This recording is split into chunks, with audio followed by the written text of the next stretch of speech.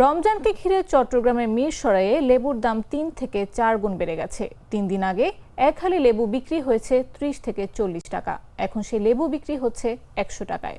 লেবুর দাম বেড়ে যাওয়ায় ক্ষুব্ধ ক্রেতারা। তবে গেল কয়েক বছরের তুলনায় শসা বেগুনের দাম সহনীয় রয়েছে।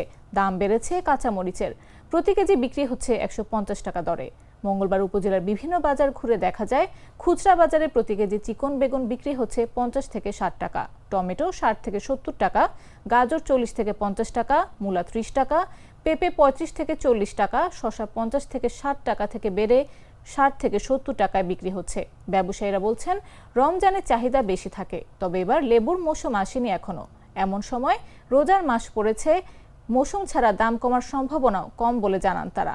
তবে ক্রেতারা বলছেন, রমজান মাস শুরু হয়েছে, তাই দাম বাড়িয়ে দিয়েছেন বিক্রেতারা। প্রত্যেক বছর রোজা আসলেই নানা অজুহাতে দাম বাড়িয়ে দেওয়া হয়।